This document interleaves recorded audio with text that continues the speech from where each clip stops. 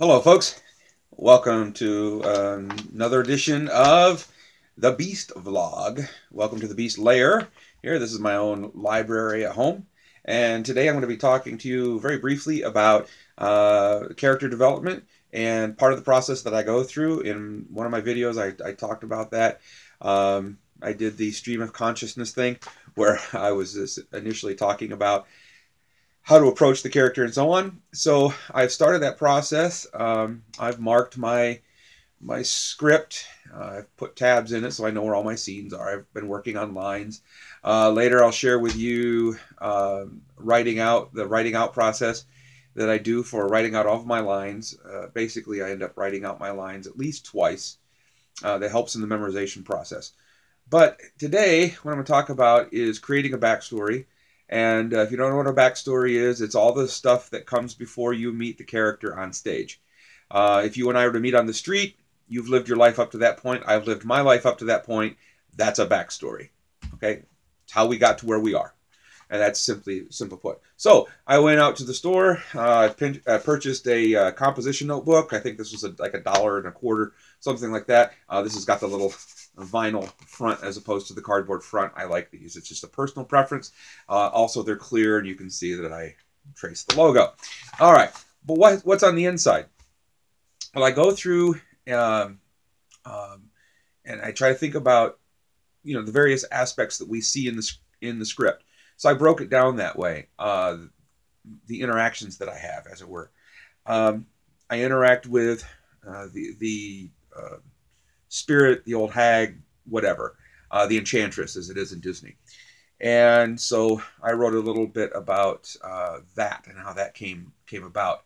And I borrowed a little bit from the 19th century second telling of Beauty and the Beast, because there's also a little bit of backstory there included in that one.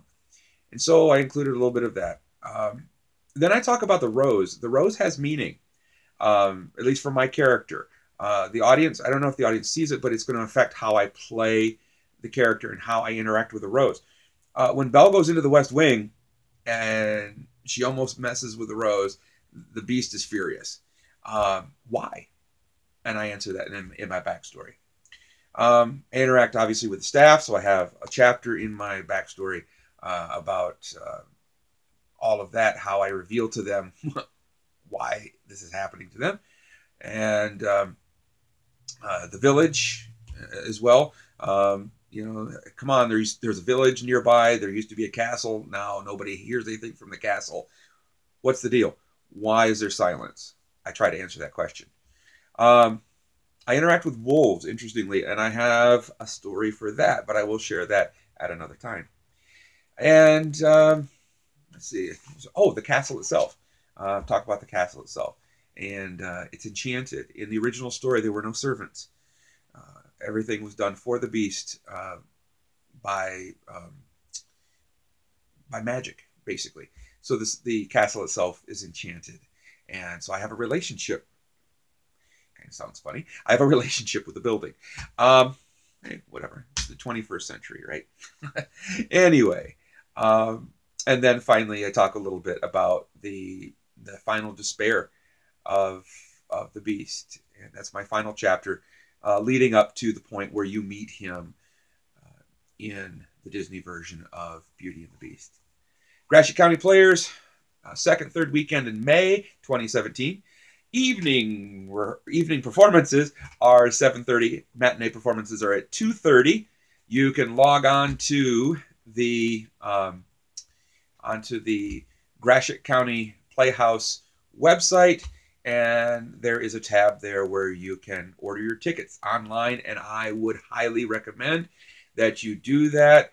I know just from my family, we've got people coming in from Indiana, from Minnesota. I've got friends from Ohio that are coming up, and I already know there are at least 6 tickets that have been sold, and it's only March the 7th. So you want to get those tickets early, and they are general admission, but you want to get your tickets early because this show will sell out. It is a named show, and you don't want to miss it. All right. Thank you very much. I will talk to you later. Have a good afternoon.